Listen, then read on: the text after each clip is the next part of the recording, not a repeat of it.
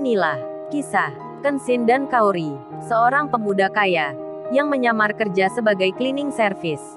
Versi Kaori TV, episode 311. Kenshin, yang tiba-tiba ditanya Ririn tentang Kaori agar diajak masuk ke dalam.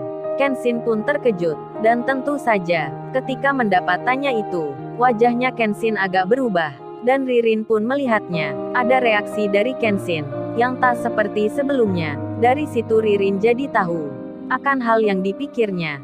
Kenshin pun lalu menjawabnya, maksudnya apa ya Rin? Di luar kan gak ada Kaori? Ririn menyahutnya, oh gak ada ya, maafin kalau gitu, aku tadi hanya merasa aja kalau Mbak Kaori ada di luar. Dan yang mereka bicarakan, tanpa disadari sebelumnya, tak lama lagi akan menjadi nyata, karena Kaori saat ini lagi dalam perjalanan menuju ke tempat ini. Di sela hal itu, dokternya pun datang, yang memberitahukan bahwasannya Mbak Ririn dalam 2 jam ke depan sudah bisa meninggalkan rumah sakit untuk menjalani rawat di rumah. Ketika mendapat kabar itu, ibunya Ririn segera bersiap. Beliau pun berkemas-kemas barang dan juga pakaian dimasukkan di dalam tas. Di lain tempat, Angelika, yang waktu kerjanya selesai, dirinya bersiap akan pulang. Ia pun rada bingung, karena mobilnya, yang belum kembali juga, terlebih kunci mobilnya Kenshin di bawahnya. Pak Herman pun tak dilihatnya. Jadinya Angelika bimbang rasanya. Temannya Sasha sampai berkata, "Hei Angel, lu tadi katanya disuruh pakai aja. Coba dong dijalankan kesempatan langkah ini." Angelika pun menjawabnya, "Iya Sasha, tapi gue gak yakin bisa. Kan pasti beda caranya." Sasha pun bicara, "Coba aja Angel, paling gak kan kita bisa tahu dalamnya. Lagian kamu kan sudah diizinkan. Kan mantap banget nih, kita bisa selfie-selfie di dalam. Jarang sekali lo ini bisa naik supercar ini. Lagian kan bahan bakarnya sudah menipis. Ya hitung-hitung, lu kan bisa bilang, ini tadi aku ke pom bensin. Aku isikan untukmu. Hahaha." Sasha tertawa, Angelika tersenyum, lalu berpikir, kemudian mengiyakan dirinya nanti bersama temannya itu sehabis ini akan mencoba menyalakan mobilnya Kenshin. Sedangkan Lisa, seorang perempuan di perusahaan yang lain yang tadi sempat ditemui Kenshin dengan tanpa rasa bersalah, ia yang telah membohongi orang yang lagi butuh bantuan. Lisa pun kini bersama temannya hendak pulang naik mobilnya. Ia nampak tenang saja, seperti besok tak ada masalah. Kenshin sendiri yang bicara dengan Ririn. Di situ ada Iwan pula. Tiba-tiba kepalanya merasa pening. Apa yang ada di kamar itu terasa nampak berputar semua. Kenshin yang berdiri terlihat oleh Ririn dan Iwan seperti akan jatuh. Iwan pun langsung memegang temannya, sembari dirinya bilang, "Lo bro, ada apa bro? Lu nggak kenapa-napa nih?" Kenshin menjawab, sambil matanya agak dipejamkan. "Nggak ada apa-apa Wan. Mungkin aku hanya mengantuk." Iwan pun menyahut, "Jangan gitu bro, lu kan habis sakit. Pasti nih ada hubungannya. Kamu duduk aja bro, istirahat di sini. Dikarenakan di situ masih ada dokter." Iwan pun kemudian bilang, "Dok, tolong diperiksa teman saya dok. Kayaknya dia lagi sakit." Mendengar hal itu, dokternya pun lalu memegang tangannya Kenshin. Ririn melihatnya, malah kini jadi khawatir. Dirinya yang hampir akan pulang, jadi mengetahui kalau kondisi Kenshin sedang tidak baik. Setelah dokter memeriksa, dokter itu lalu bilang, "Maaf sebelumnya, kalau nggak salah, masnya ini sepertinya dalam pemulihan. Sehabis baru sakit ya. Apa ada riwayat pemeriksaan sebelumnya?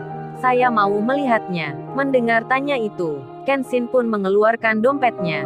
Sambil menahan peningnya, ia mengambil kertas tentang catatan medisnya. Dokter lalu melihatnya, membacanya. Kemudian beliau berkata, "Lo bukankah ini rumah sakit dari London? Masnya dari luar negeri ya?" Di situ dokter membaca nama. Kemudian beliau bicara, "Seharusnya Mas Kenshin ini istirahat di rumah saja.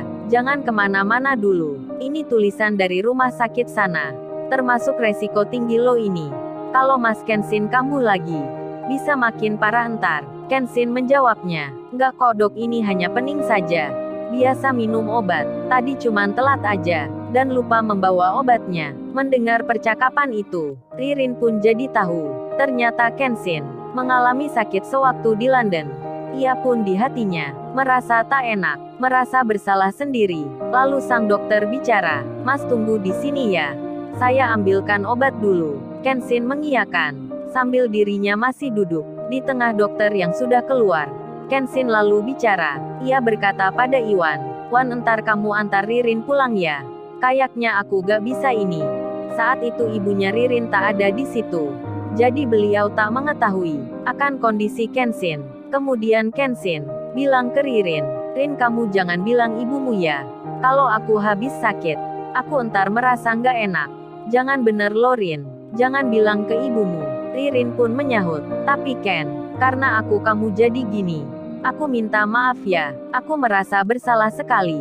Udah merepotin kamu." Kenshin menjawabnya, "Udah nggak apa Rin. Kamu jangan pikirkan itu." Kemudian Iwan bilang, "Terus lu entar pulang sama siapa bro?" Kenshin menjawabnya, "Habis ini aku telepon orang rumah Wan. Kamu jangan khawatir Wan." Lalu Kenshin bicara, "Maaf ya Rin, aku nggak bisa anterin.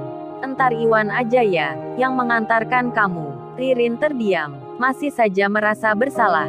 Kemudian Kenshin berpesan, "Wan, entar mobilnya itu kamu kembalikan sekalian ya." Iwan menjawabnya, "Oke bro, entar aku kembalikan ke orangnya." Di saat itu Kaori sudah tiba di luar.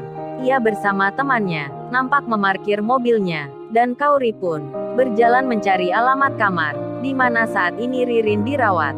Bersama 1, 2, 3 orang, Kaori mulai makin mendekat ke arah nama jalan, sebutan angka yang dimaksud. Lalu dibacalah nomor itu. Kaori dan temannya merasa yakin inilah kamarnya. Lalu mereka pun masuk, dengan terlebih dulu mengucap permisi dan salam. Ketika sampai di dalam, terlihat apa yang dipandangan. Terkagetlah Kaori saat mengetahui Kenshin bersama Iwan ada di situ. Ririn pun terkejut pula, ada tamu yang datang menjenguknya. Salah satunya adalah Mbak Kaori. Tentu saja Kenshin, ia tak melihatnya, karena matanya sedang dipejamkan. Kaori pun berjalan mendekat, sedikit rasa tak enak di hatinya. Seperti merasakan cemburu. Namun di saat yang sama, dokternya itu telah tiba. Beliau langsung menghampiri Kenshin, kemudian bilang, "Ini mas obatnya, diminum langsung aja, agar rasa berputarnya menghilang." Kaori pun melihatnya, dan tentu saja, rasa jelesnya berganti khawatir. Dirinya pun jadi panik. Kaori dengan segera mendekati Kenshin, dan seperti biasa, langsung saja Kaori bilang, "Babe, kamu kenapa ini? Sakit lagi ya?" Sambil Kaori itu memegang Kenshin. Kenshin mendengarnya, suara Kaori di dekatnya, dan tentu saja Ririn melihat apa yang baru didengarnya. Kaori yang memanggil Kenshin dengan sebutan babe, yang berarti sayang. Temannya Kaori pun demikian. Mereka yang tak mengetahui sebelumnya jadi terkejut seketika, karena Kaori memanggil tuan muda dengan sebutan sayang, dan Kenshin meminum obatnya. Tak lama setelah itu, ia merasa agak baikan. Kemudian Ririn menyapa akan Kaori yang di depannya. "Makasih ya mbak sekalian, udah kesini menjenguk. Saya jadi merasa merepotin." Kaori menjawabnya, "Oh enggak apa mbak Ririn. Kita semua malah senang di sini. Semoga mbak Ririn bisa cepat baikan." Kenshin yang masih duduk itu, ia lalu berdiri, kemudian menghampiri Iwan. Ia bicara pelan-pelan. Kenshin berucap, "Wan, ini kunci mobil dan suratnya. Entar hati-hati di jalan ya." Kenshin sambil menyelipkan uang. Ia pun bicara, "Wan, ini untuk keperluan di jalan ya. Dan entar kamu isi penuh ya. Bahan bakarnya, kan gak enak kita pinjam." Iwan menolaknya, "Jangan bro, pakai uangku aja." Kenshin menyahut, "Udahlah Wan, jangan aneh-aneh. Terima aja ini." Pembicaraan pun selesai. Angelika sendiri, kini bersama Sasha temannya, ia telah membuka pintu mobilnya Kenshin. Mereka pun masuk ke dalam. Dan Kenshin seperti biasa, dirinya lupa, tak mematikan otomatis rekamnya. Jadinya pembicaraan antara Angelika dan temannya akan terekam di situ. Lalu, bagaimana kisah selanjutnya? Subscribe channel ini untuk episode berikutnya. Terima kasih.